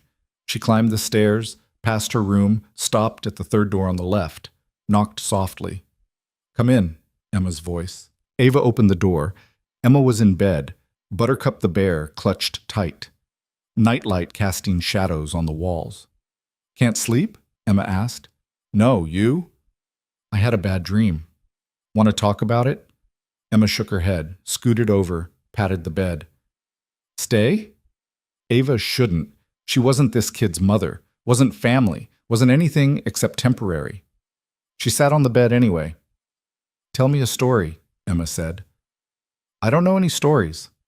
Make one up. So Ava did. Made up a story about a princess who didn't need rescuing, who saved herself, who found a dragon that was mean to everyone else but gentle with her, who built a castle out of stones everyone else thought were worthless. Emma fell asleep before the ending. Ava stayed anyway. Sat there in the dim light watching this kid breathe, wondering how she'd gotten here, how her life had become this. She likes you. She looked up. Adrian stood in the doorway, arms crossed, watching. I know. He came in, pulled a blanket over Emma, tucked it around her shoulders with a gentleness that contradicted everything else about him. She hasn't let anyone sit with her since her mother died. Except me. Lucas told me. He talks to you. A little. He doesn't talk to anyone. Maybe he's tired of being quiet. Adrian looked at her across Emma's sleeping form. Something passed between them. Understanding, maybe. Or recognition. Two people trying to protect the same things without knowing how. Come on, he said quietly. Let her sleep. They left. Closed the door softly, stood in the hallway. You should sleep too, he said. So should you. I will. Eventually. Liar? His mouth almost smiled. Probably. They stood there, too close. Not close enough. The house breathed around them. Adrian? Yeah? Thank you. For trying. For Malik. Don't thank me yet. Tomorrow might go badly. But you're trying. That matters. Does it? Yes. He looked at her. Really looked. Like he was trying to solve an equation that kept changing variables. Go to bed, Ava. Are you ordering me again? Would you listen if I was? Probably not. Then I'm suggesting, strongly. She went to her room, changed into the pajamas Marie had left, lay in bed staring at the ceiling. Sleep felt impossible. But exhaustion was heavy, and eventually it pulled her under. She dreamed of alleys and blood and men with cold eyes, woke gasping at 4 a.m. The house was quiet. She got up, pulled on the robe, went downstairs. Adrian was in the kitchen again. Same spot, same laptop, different night. You ever sleep? She asked. Not really. That's going to kill you. Probably. She poured herself water, sat across from him. What are you working on? Final details, making sure everything's in place. For tonight. Yes. What if it doesn't work? Then I improvise. That's not a plan. It's the backup plan. That's worse. He closed the laptop, looked at her. You know you don't have to do this. I could send you away, somewhere safe, somewhere he'd never find you. And Malik? I'd still try to get him out. Try isn't good enough. It's all I've got. Then we do it your way. Together. You're not coming tomorrow night. Yes, I am. Ava, you said you needed the illusion of me. I'm the illusion. I have to be there. Too dangerous. Everything about this is dangerous. At least let me help. He was quiet for a long time. Then, you stay in the car. You don't move unless I tell you to. You do exactly what I say. Understood? Understood. I mean it. This isn't negotiable. I said I understood. He studied her, looking for something, maybe finding it. You're either very brave or very stupid. Probably both. That's what I'm afraid of. They sat in the quiet kitchen as dawn broke outside, light creeping across marble floors, a new day arriving whether they were ready or not. Can I ask you something? Ava said. You'll ask anyway. Why are you really doing this? The truth. I told you, you're my responsibility. That's not an answer. It's the one you're getting. Adrian, he sighed, rubbed his face. You want the truth? I don't know. I don't know why I walked into that alley. Don't know why I brought you here. Don't know why the thought of something happening to you makes me want to burn the world down. I just know that it does, and I've stopped trying to understand it. The words landed in the space between them. Heavy, true. That's the most honest thing you've ever said to me, she said quietly. Don't get used to it. Too late. The moment stretched. Neither of them moved. Outside, a bird started singing. Marie would be up soon. The kids would wake, the day would start, and tonight they'd walk into something that could end everything. I'm scared, Ava admitted. Good. Fear keeps you sharp. I'm scared for you too. Don't be. I've done this before. Not for me, you haven't. He went still, looked at her with those dark eyes that saw too much. No, not for you. Something shifted, some line crossed. Ava felt it like electricity in her blood. Adrian stood. I need to make some calls. Get some rest. Tonight's going to be long. He left. Ava sat alone with her water and her fear and the growing certainty that whatever happened at Pier 17, nothing would be the same after. She went back upstairs, lay down, didn't sleep, just waited for night to come. The day crawled by like something wounded. Ava tried to read, tried to watch TV, tried to exist in the house without counting down every minute until 10 p.m. Failed at all of it. Emma noticed first, kids always did. You're being weird, she said over lunch, grilled cheese that Ava couldn't taste. I'm fine. That's what Dad says when he's lying. Lucas looked up from his sandwich, said nothing, watched everything. I'm just tired, Ava tried. You slept in my room last night. I woke up and you were still there, on the floor. Ava had woken at 6, neck screaming, Emma's nightlight still on. She'd slipped out before the kid woke, apparently not quietly enough. Bad dreams, Ava said. Me too. Emma took a bite, chewed thoughtfully. Do you think bad dreams mean something's going to happen, or that something already did? I don't know, sweetheart. Miss Brennan says dreams are just our brain sorting stuff. But I think they're warnings, like your brain knows things before you do. Lucas set down his sandwich. Emma, stop. What? I'm just talking. You're bothering her. I'm not bothering anyone. Emma looked at Ava. Am I bothering you? No? Ava forced a smile. You're never bothering me. But the kid's words stuck. Warnings. Maybe that's all fear was. Your brain screaming that danger was coming and you should run. Except Ava was running toward it instead. Adrian appeared at 3. Showered, changed, looking like he'd actually slept, though Ava doubted it. He pulled her aside. We leave at 8. Gives us time to get in position. Okay. You remember the rules? Stay in the car, don't move, do what you say. And if something goes wrong? Duck. His mouth almost twitched. Almost. If something goes wrong, you drive away. The keys will be in the ignition. You don't wait for me. You don't look back. You just go. I'm not leaving you. Ava, I'm not, so don't ask me to. They stared at each other. Some silent argument neither would win. Fine, he said finally. But if I tell you to run, you run. Deal? Deal. He nodded, started to walk away, stopped. Ava. Yeah? Thank you for staying, for not running this morning when you could have. Where would I go? Anywhere. You could have been halfway across the country by now. But I'm not. No, you're not. He looked at her like he was memorizing her face, like he wasn't sure he'd see it again. Whatever happens tonight, it's been interesting knowing you. That's a terrible goodbye. It's not goodbye. Then stop saying it like it is. He left. Ava stood in the hallway trying to breathe around the knot in her chest. The afternoon was worse. Marie made dinner. Pot roast. Nobody ate much. Emma kept asking questions nobody wanted to answer. Lucas watched Adrian like he was reading a book written in code.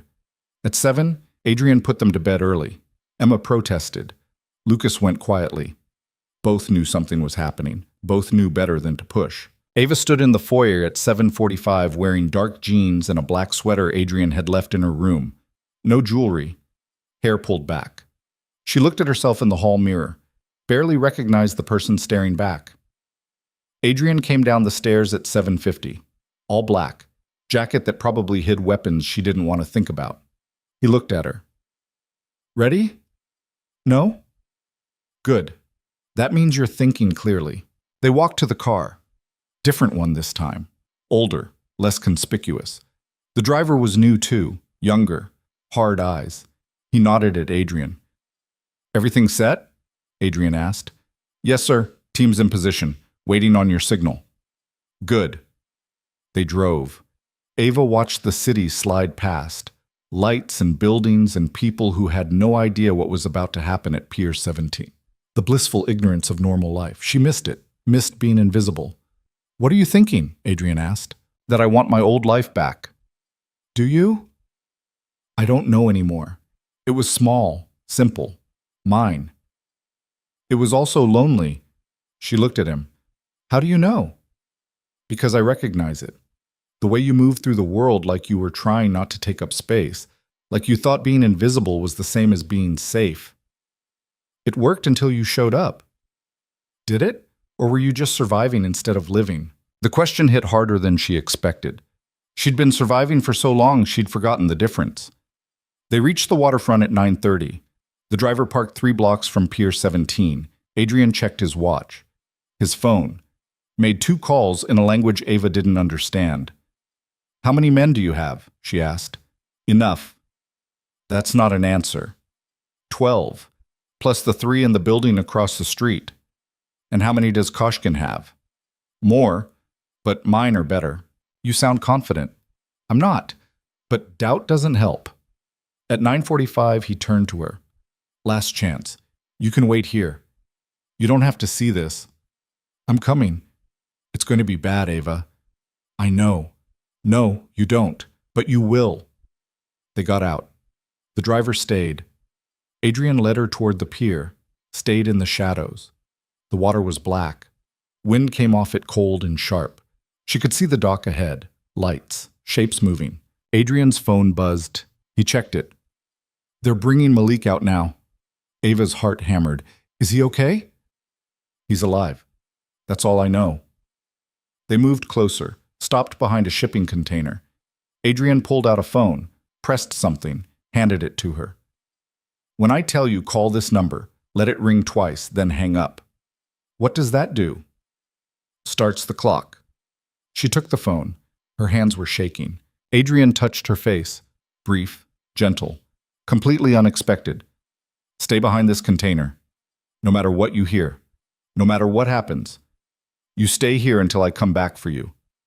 Adrian, promise me. I promise. I mean it, Ava.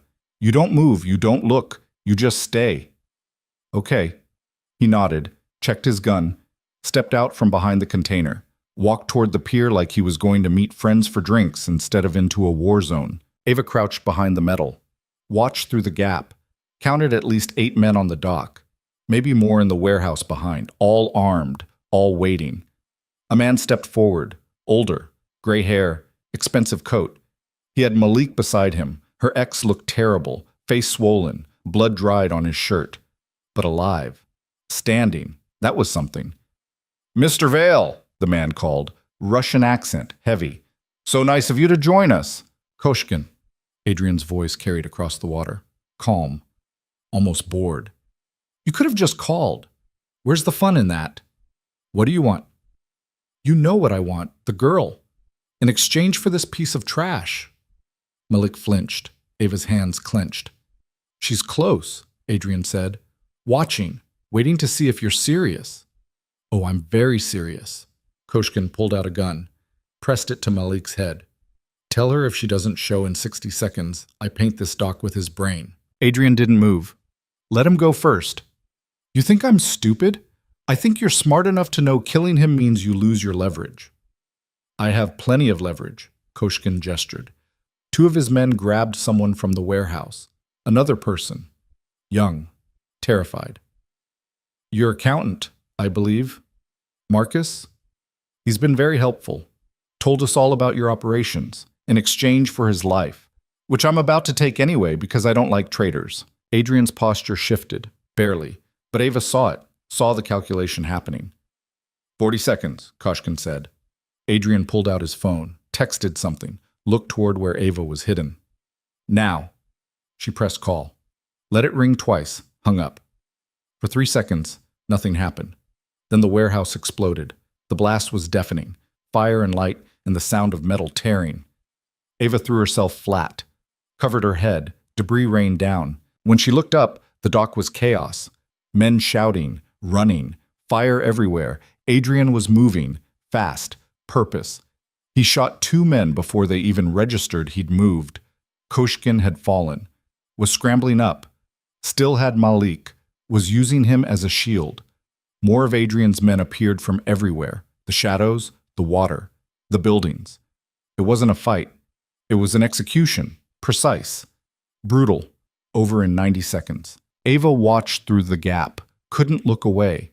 This was what Adrian meant. This was who he was. Not the man who made breakfast for his kids or sat with her in kitchens at 2 a.m. This was the monster everyone warned her about. And he was winning. Koshkin was the last one standing, backed against a shipping container, Malik in front of him, gun to his head. Adrian approached, slow, gun raised. Let him go, Adrian said. This is between us. No. Koshkin's voice shook. No, you stay back or I kill him. Then kill him. Malik's eyes went wide. Ava stood. She shouldn't have. Broke her promise. But she was on her feet and moving before thought caught up. Wait, she called. Everyone turned. Adrian's face went dark, furious. Ava, get back. Let him go, she said to Koshkin. You wanted me. Here I am. Take me instead. No, Adrian said, flat, final. Koshkin laughed, desperate, half crazy. Yes. Yes. Come here, girl, slowly. Adrian stepped between them. Over my dead body. That can be arranged. You have 3 of your men left. I have 12. You've lost. Let the accountant and her ex go. Walk away. Live to fight another day. And let you win. I've already won. This is just deciding how many people die before you accept it. Koshkin's gun wavered. He looked around, saw his men down, saw Adrian's team surrounding him, saw the math wasn't in his favor.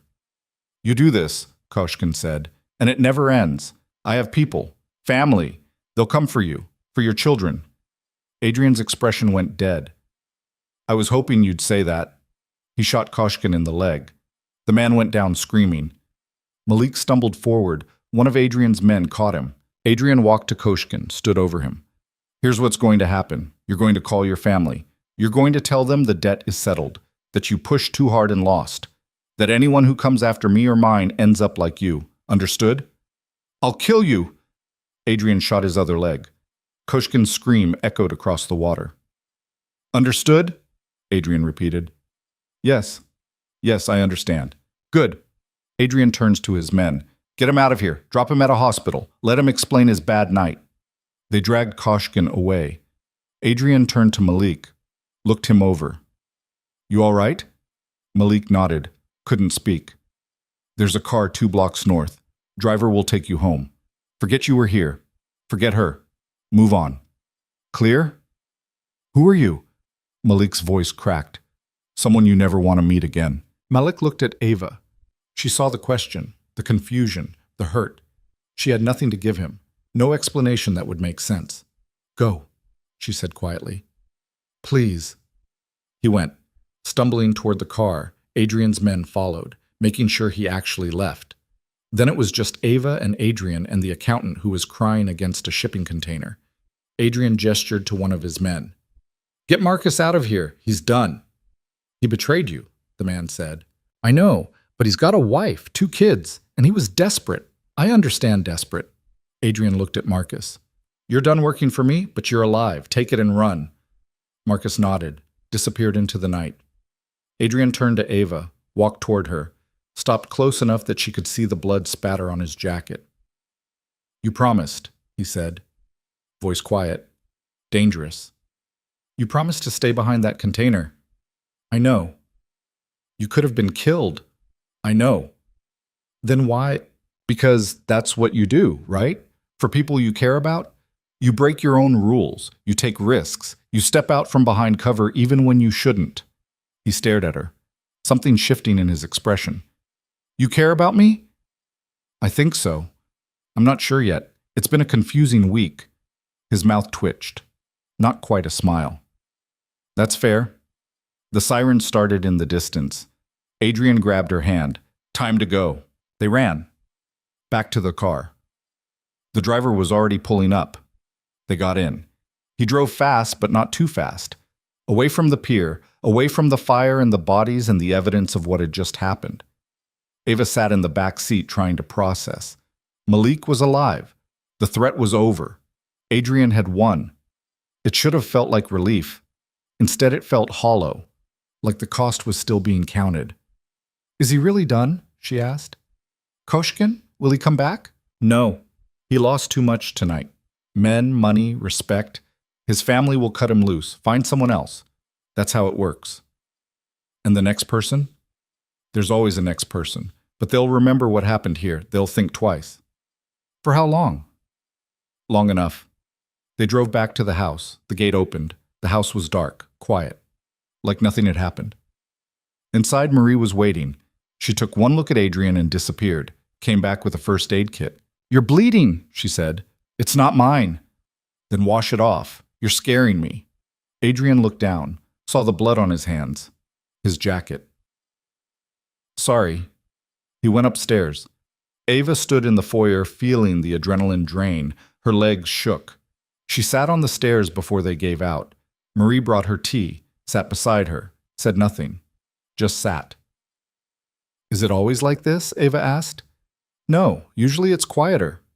That doesn't make me feel better. It's not supposed to.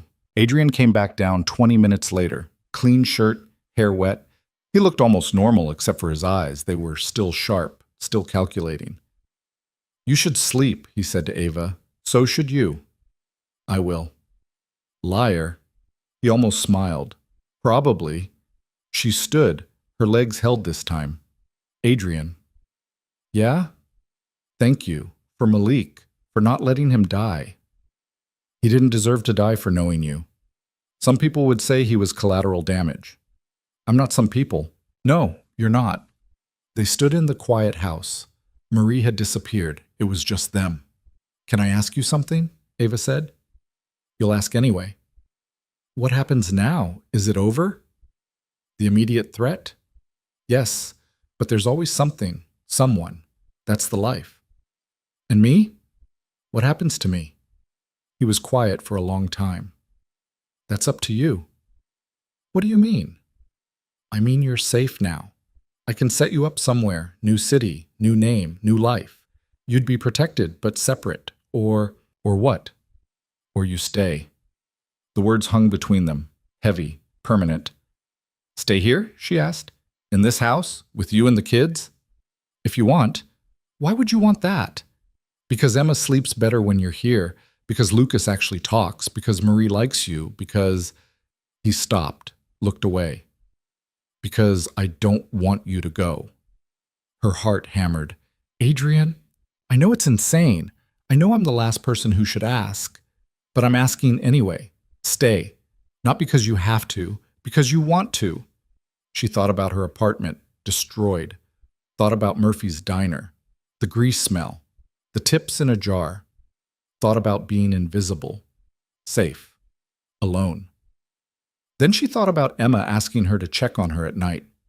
Lucas almost smiling. Marie teaching her how to make pie. Adrian sitting in kitchens at 2 a.m. because neither of them could sleep. If I stay, she said slowly, what does that make me? Whatever you want it to make you. That's not an answer. Because I don't have one. I just know that this house feels different with you in it. The kids are different. I'm different. And I don't want to go back to how it was before. Before me? Yes. She looked at him. This man who'd killed people tonight without hesitation, who'd protected her anyway, who was asking her to stay like it was the hardest thing he'd ever done. I can't have children, she said. I told you that. If I stay, that doesn't change. I know. Emma and Lucas might want siblings someday. They have each other. That's enough. You say that now. I mean it. He stepped closer. You think that matters to me? That you can't give me something you think you owe? It doesn't. Emma and Lucas aren't yours, but you care for them anyway. That's what matters. Not biology, not obligation, choice. Tears burned her eyes. She'd spent so long thinking she wasn't enough, that her inability to have kids made her defective, less than, unwanted. And here was this complicated, dangerous, impossible man telling her none of that mattered. I'm scared, she whispered. Of me? Of this, of staying, of caring, and losing everything. That's fair. I'm scared too. You don't seem scared. I'm terrified. But I'm done running from things that matter. She wiped her eyes, laughed. It sounded broken. This is crazy. You keep saying that, because it keeps being true. So what's your answer? She looked at him.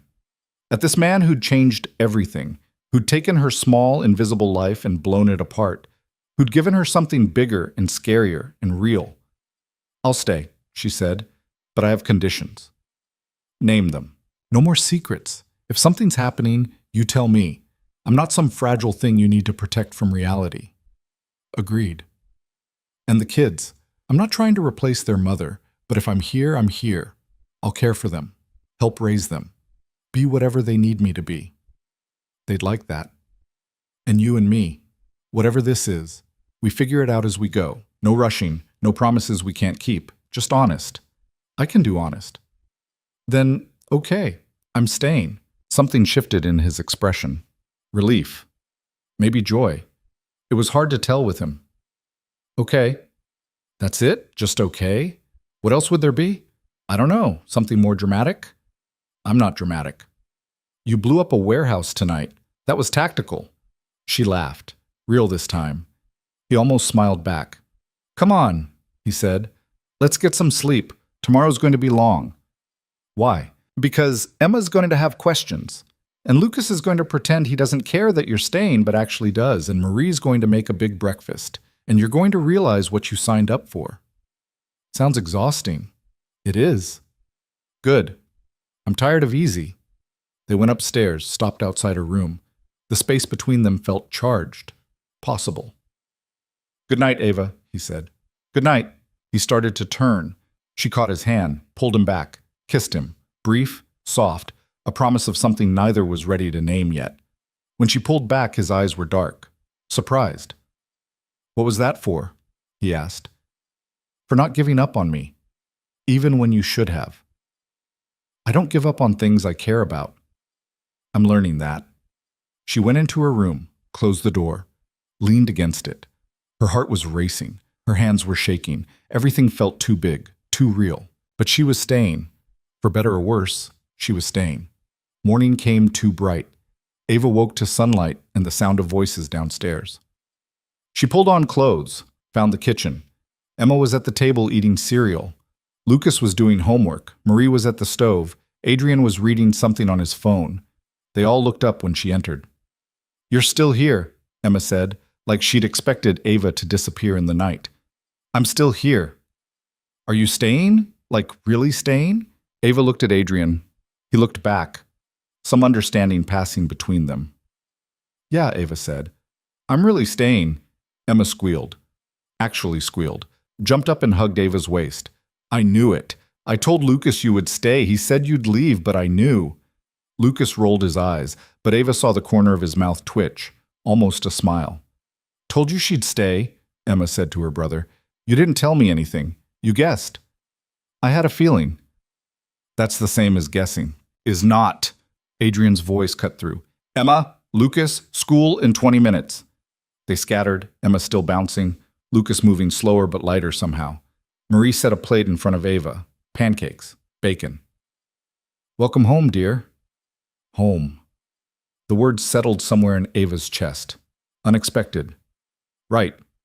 Adrian stood. I have some calls to make. Then we need to talk. About logistics, how this works. Okay. He paused. Looked at her. You sure about this? No, but I'm doing it anyway. That's probably wise. He left. Marie hummed while she cleaned. Ava ate pancakes in a kitchen that smelled like coffee and bacon and possibility. The next few weeks were strange, learning to exist in this new version of her life. She helped Emma with homework, started teaching Lucas how to cook, learned Marie's routines, sat with Adrian in the evenings while he worked and she read. She didn't go back to Murphy's. Adrian had called Tommy, paid him what she would have made for the next year. Tommy called her to confirm it was real, said he understood, wished her luck. She heard the judgment in his voice but didn't care anymore. Her apartment stayed destroyed. She didn't go back, didn't need to. Everything that mattered was in blue boxes in her new room, or downstairs eating cereal, or sitting across from her at 2 a.m. when neither could sleep. One night, 3 weeks after the pier, Emma climbed into Ava's bed during a thunderstorm, fell asleep between her and Buttercup. Ava lay awake listening to the kid breathe, feeling the weight of her trust. In the morning, Adrian found them, stood in the doorway looking at Emma curled against Ava. She hasn't done that since... He stopped. I know. Thank you. For what? For being here. For staying when you could have run. I'm exactly where I want to be. He believed her. She could see it in his face. 2 months in, Lucas asked if he could call her Ava instead of Miss Carter. She said yes. 3 months in, Emma asked if Ava was going to marry her dad. Ava said she didn't know. Emma said that was a better answer than no. 4 months in, Adrian asked her to marry him. No ring, no grand gesture. Just a question in the kitchen at midnight over cold pizza. Why? She asked. Because I want you to have my name. Because I want Emma and Lucas to know you're permanent. Because I'm tired of calling you my girlfriend when you're so much more than that. What am I? Everything. You're everything. She said yes. Of course she said yes. They married quietly, just family. Marie cried. Emma cried. Lucas almost cried, but didn't. Adrian held her hand like she might disappear if he let go. When the officiant asked if anyone objected, Emma stage whispered, If you say something, Lucas, I'm telling Dad. Lucas said nothing, but he smiled. Ava counted that as a win. Life wasn't perfect. Adrian still did things she didn't ask about. Still came home with blood on his clothes sometimes. Still had enemies who wanted him dead. But he always came home. Always kept them safe. Always chose them over everything else. Emma grew up. Lucas grew up. They both called her mom eventually. Not right away, but eventually. And when they did, Ava cried for an hour in the bathroom, while Adrian held her. You didn't think you'd have this, he said. I didn't think I deserved this. You deserve everything. She was learning to believe him. Years later, when Emma graduated high school, she gave a speech. Thanked her dad. Thanked Lucas. Thanked Ava for showing her that family wasn't always about blood. That sometimes the best things in life came from the worst nights. That strength looked like a woman who chose to stay when everyone told her to run. Ava cried through the whole thing. Adrian held her hand. Lucas took pictures. Marie brought tissues. Afterward, standing in the parking lot watching Emma celebrate with her friends, Adrian turned to Ava. Any regrets? About what? Staying. Choosing this life. Choosing me. She looked at him. This man who'd changed everything, who'd given her a life bigger than she'd imagined possible, who'd proven that sometimes the most dangerous choice was also the right one. Not one, she said, and she meant it, because sometimes love didn't look like fairy tales. Sometimes it looked like blood on marble floors, and children who weren't yours but became yours anyway. Sometimes it looked like a man who'd kill for you, but also made you coffee just how you liked it. Sometimes it looked like choosing to stay when everyone said you should go. Sometimes it looked like being seen by the wrong person on the wrong night, and discovering it was right all along. Ava had spent her life being invisible, being small, being not enough. Until someone looked at her and decided she was everything, and that made all the difference.